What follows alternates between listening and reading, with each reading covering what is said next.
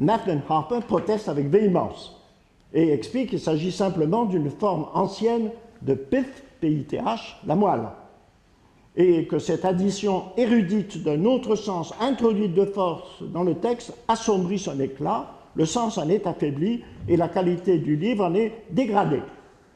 Bon, peut-être, dit M. Sen, mais je reste insatisfait. La présence de ce Y me trouble. Pour cette raison, moi, je voudrais convoquer le verbe grec pito, pourrir, et bien sûr aussi la Pythie et les oracles de Delphes. Et il explique que pour certains des Joyciens dont il est, ces insatisfactions et ces insuffisances de l'explication sont désagréables, or elles représentent la norme dans Finnegan's Wake et pas du tout des exceptions rares et isolées.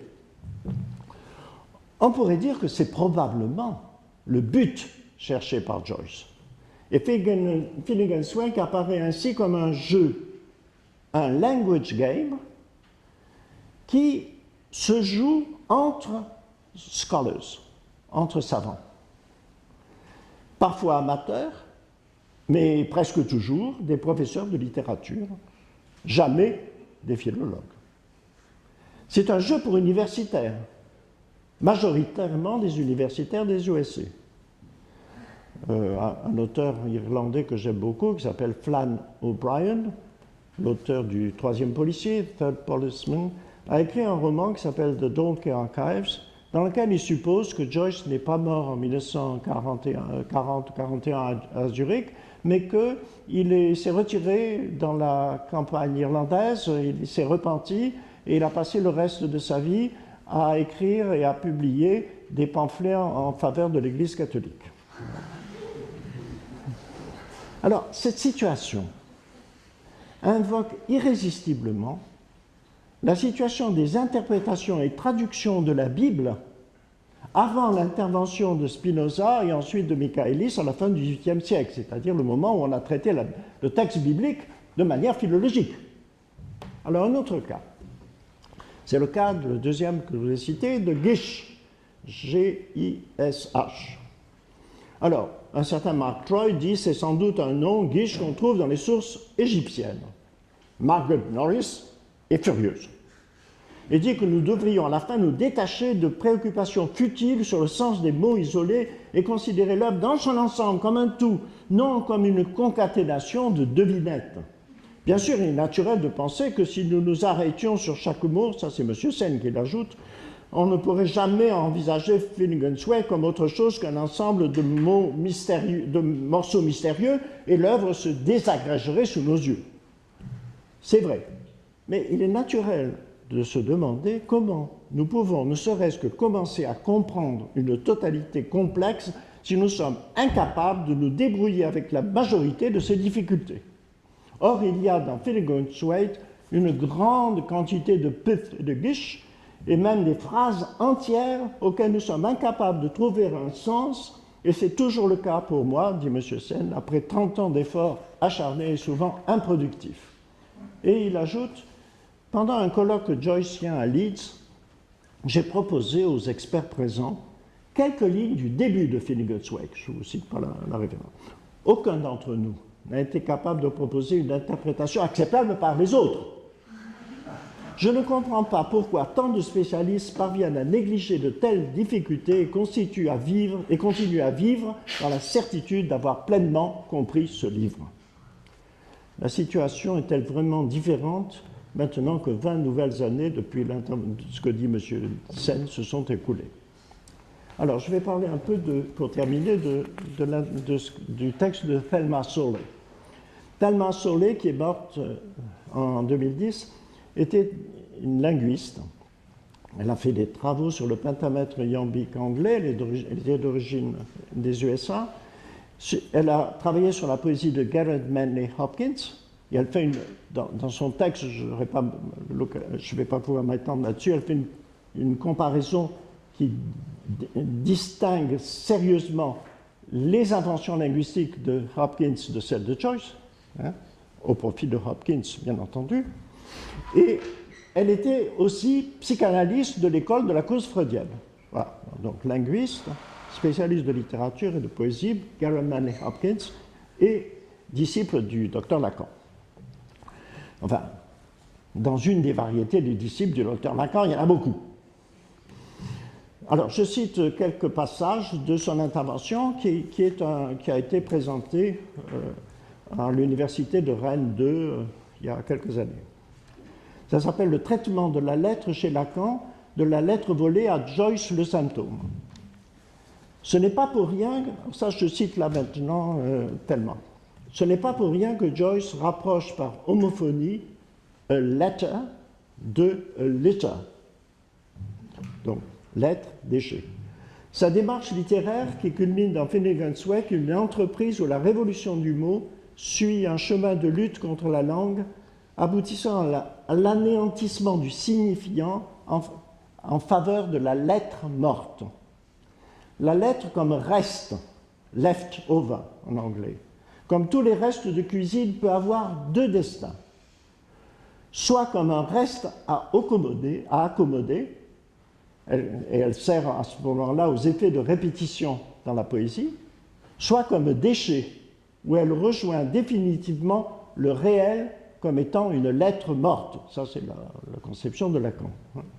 Laissée pour compte hors langage, parasitant la langue. Lacan observe à propos de Joyce. Pour défendre sa fille, il lui attribue quelque chose qui est dans le prolongement de ce que j'appellerais momentanément son propre symptôme, à savoir qu'à l'endroit de la parole, quelque chose lui était imposé. Dans le progrès continu de son art, en effet, à savoir cette parole qui vient à être écrite, de la briser, la démantibuler, de faire qu'à la fin, ce qui à le lire paraît un progrès continu, depuis l'effort qu'il faisait dans ses premiers essais critiques, puis dans le portrait de l'artiste, dans Ulysse, pour terminer par Finnegan's Wake, il est difficile de ne pas voir qu'un certain rapport à la parole lui est de plus en plus imposé, au point qu'il finit par briser, dissoudre le langage même, par le décomposer. Donc on est loin de l'interprétation générale sur la création de la langue nouvelle. C'est vraiment le contraire. L'exploit de Joyce est d'avoir tant fasciné par une telle entreprise. Je cite toujours tellement.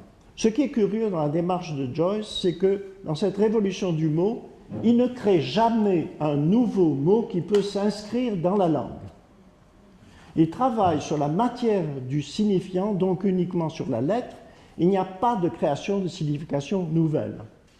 Mais ces mots sont construits de manière à nous envoyer chercher la signification dans les labyrinthes d'un savoir historique qu'il veut universel, ou du moins européen.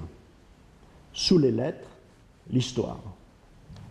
Alors, elle développe longuement une étude des mots valises de Joyce, et je vais citer par exemple donc redonne la définition du mot valise, imbrication de morceaux de deux mots. Les cas les plus simples sont faits par l'accolement d'un bout final d'un signifiant à un bout initial d'un autre. Ce qui constitue ces bouts n'est pas déterminé, il peut s'agir d'une lettre, d'une syllabe ou d'un mot tout entier. Il peut être formé de la concaténation de deux mots entiers. Le résultat sera pas un mot composé, mais un mot valise. Le mot valise requiert un enchâssement minimal. Un exemple de mot valise simple est brunch, formé du groupe de consonnes initiales de breakfast et de la rime de lunch. Les plus réussis sont ceux dont les deux mots de départ ont en commun une séquence phonique qu'ils partagent avec le mot qui en résulte. C'est le cas de l'exemple que donne Freud, familionnaire. Et également nostalgérie de Monterland. C'est un très beau mot valise. Il y a une imbrication complexe, similaire à ce qu'on trouve dans familionnaire, dans le dernier exemple, parce que les deux mots partagent le segment al et les deux signes de départ sont souvent récupérables dans le résultat. Bon, donc l'idée de Thelma est que les mots valises de Joyce sont rarement conformes aux critères nécessaires pour la définition d'un mot valise. Il y en a quelques-uns, un très bon est Slanguage, qui est un des plus réussis.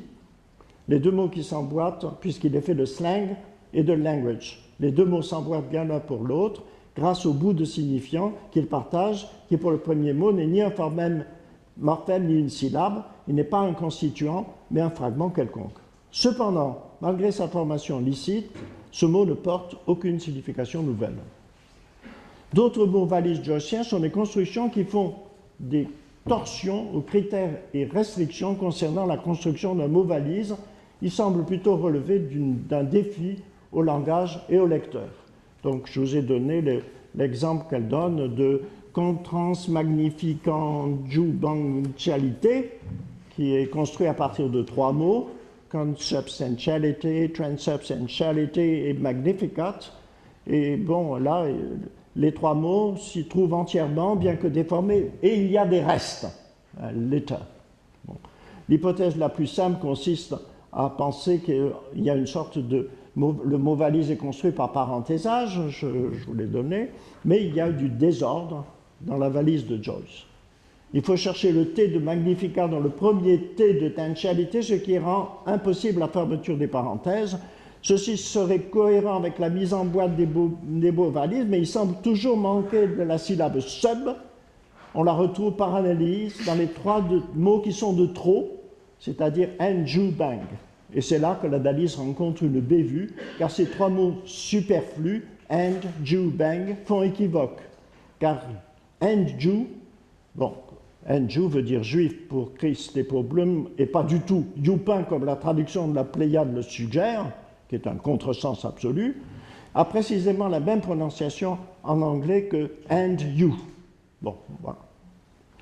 Donc, vous voyez, le but de Joyce dans son entreprise apparaît non comme la construction de mots nouveaux, mais comme la désagrégation des mots sources et l'insertion gratuite de lettres mortes dans le mot qui en est issu. Il n'est pas sûr que les signifiants qui semblent être en circulation aient d'autres valeurs que les lettres qu'ils ont précipitées. La signification du mot ne se situe pas dans les signifiants eux-mêmes, mais dans un savoir sur les conflits historiques ou religieux qu'ils évoquent. Du point de vue du mot valise, la dérision vise ici non pas la lettre comme vivante, ce n'est pas un mot d'esprit, mais la lettre comme morte. Bon. Je vais ajouter un petit supplément qui n'est pas dans le texte que j'ai écrit. Je voudrais pas le... Peut-être... Bon, c'est peut-être pas utile peut-être pas utile de l'enregistrer. Bon, c'est un peu une spéculation. Une spéculation qui n'est pas vraiment liée, qui n'est pas exactement, qui est liée plutôt à la postérité de Finnegan-Wake plutôt qu'à Joyce lui-même. La passion que certaines avant-gardes littéraires françaises a eue dans les années 60 et suivantes pour Finnegan-Wake est, à mon avis, tout à fait liée à la thèse que défend Thelma Sowley, c'est-à-dire qu'il s'agit d'une désagrégation de la langue qui va à l'encontre de la manière dont la langue est traitée par la poésie. Ça appartient à une entreprise de démolition de la poésie. Et d'ailleurs, ces mêmes disciples de Joyce, dans Finnegan's Wake, je parle des Français là, ont effectivement voulu supprimer la poésie et la remplacer par autre chose, par le texte. Et on a des résurgences aujourd'hui de cette même position. Alors en fait, c'est ça d'une part. D'autre part, ça appartient à une lutte finalement très ancienne de bataille au sein des arts du langage entre prose et poésie. Pour ne pas remonter aux origines, ça commence avec Chateaubriand et Flaubert.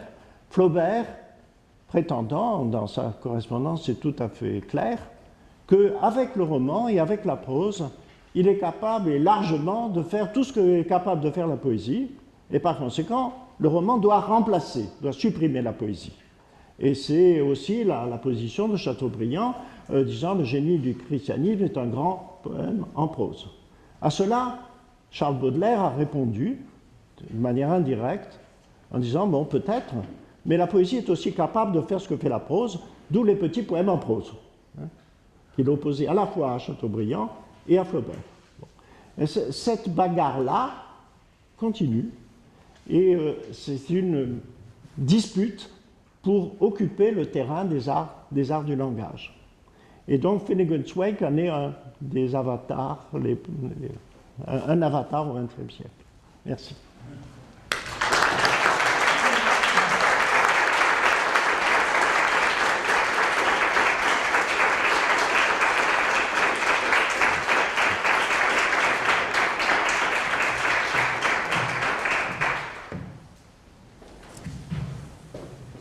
Merci beaucoup de cette conférence que vous avez présentée avec beaucoup de modestie et ambition.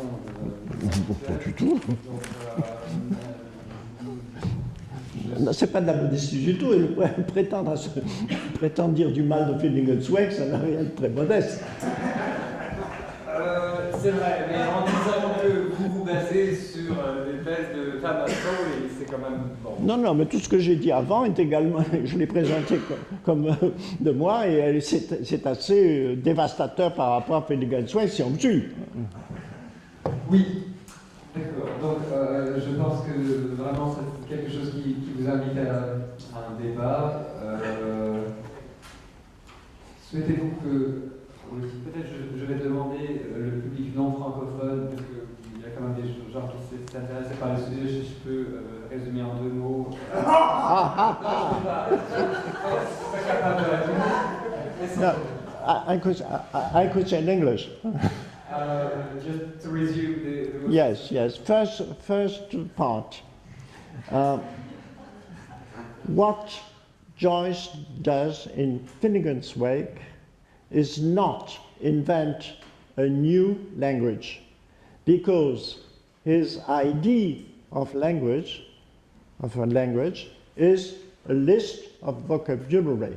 It's purely lexical, so it cannot be invention of a new language.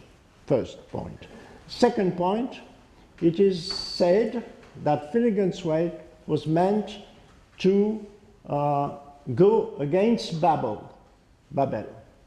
But in fact, it's that idea does not has no value, and the sense of Babel is very different. And third, the analysis of the words invented by Joyce prove that the words he invents cannot be understood outside of Finnegan's Wake. They do not go into the language. That's the main thesis. Merci beaucoup. Voilà. Oui, c'était beaucoup mieux. Vous pouvez le dire en hongrois maintenant. Non, mais quelqu'un encore le comprenait.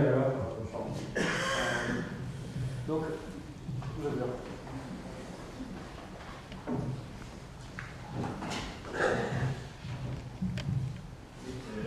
Donc je vais poser la question si cette entreprise de destruction du langage, de stagnation du langage, n'avait pas déjà été menée en partie de l'intérieur de la poésie par les avant-gardes, par exemple Tristan Tzara. Il y a des poèmes où la langue devient entrée du son, ou même un poète comme Vicente Huidobro. Mais ça, c'est à l'intérieur de la poésie, on a abouti aussi à cette destruction du langage. Oui, effectivement, Dada, et ensuite, après Dada, un peu plus tard, le lettrisme, sont des entreprises qui vont aussi vers la désagrégation mais la désagrégation de la manière ordinaire de faire de la poésie.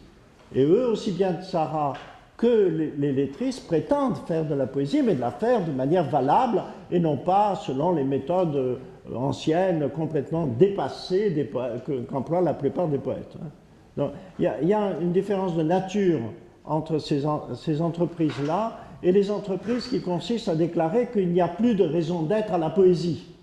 Il n'y a plus de raison d'être à la poésie, il faut la liquider. Voilà.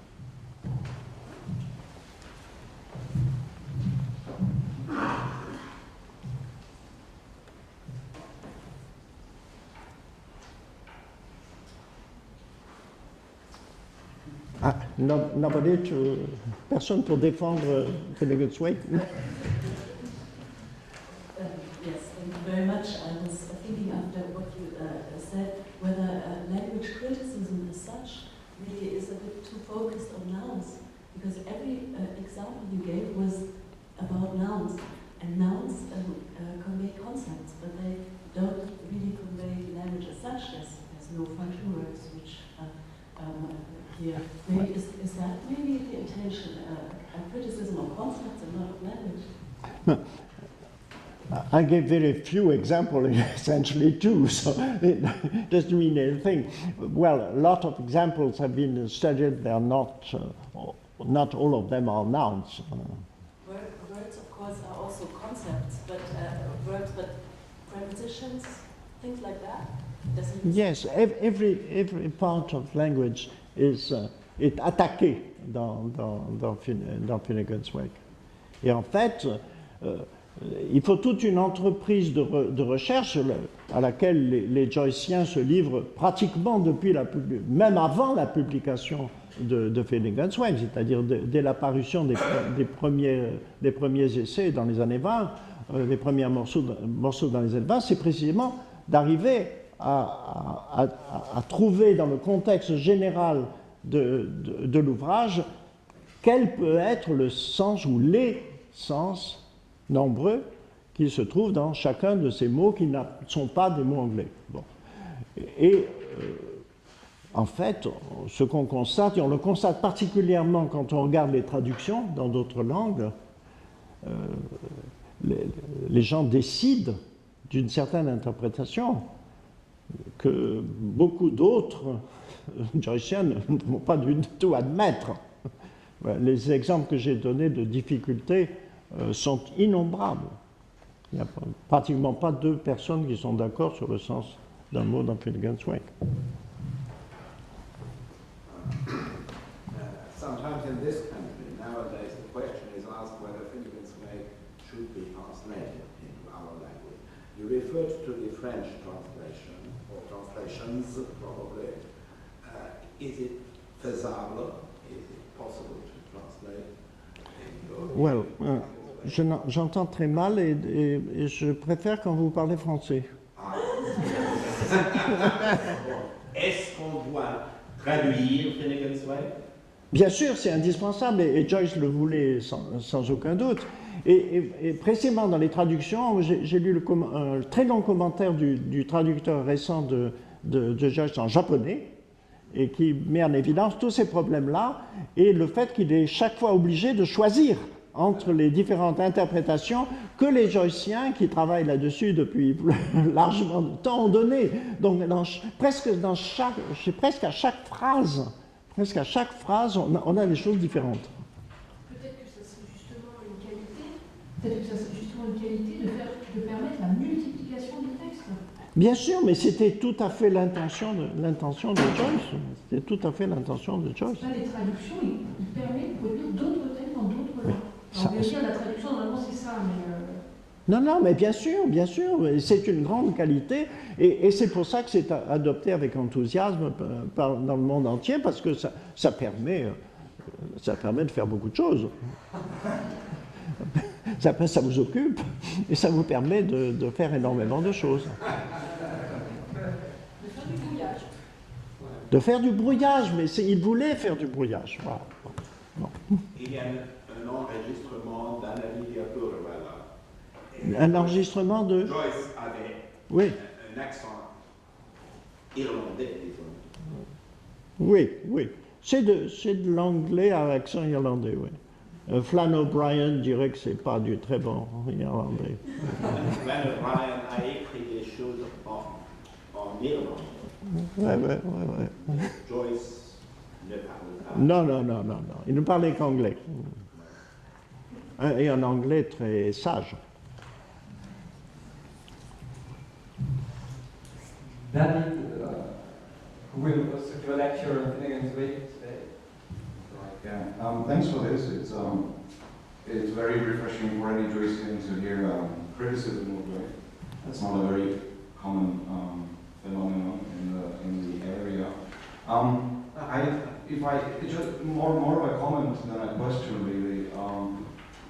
Your first point that Joyce did not really create a new language, I fully agree, and I think Joyce would agree as well. That wasn't, at least I'm not aware, and I never found any mention of Joyce claiming that I am inventing a new language. Joyce was very, I would say, no nonsense in that, and very banal. He was creating this book of the night. He was creating a dream narrative, and what he said was basically, I'm trying to depict this reality that occupies man's 1/3 of every man's life or every woman's life, which cannot be rendered in a straightforward language. So I'm distorting it.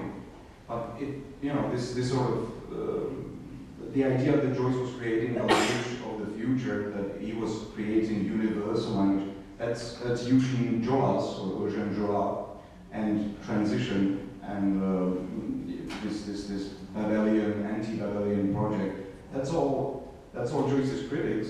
That's all 1930s Paris milieu, and we're facing this world crisis. So what should literature do? Well, literature should invent a new language, and Mr. Joyce is doing that for us. Joyce never signed anything. He never aligned himself with anything. He let Jolas do his job.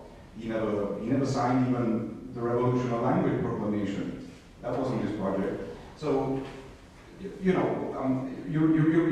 critiquing Joyce's contemporaries and what people made of Finnegan's Wake, but I wouldn't say really you're critiquing Joyce himself or what Joyce set out to do in Finnegan's Wake. I mean, that would be point one.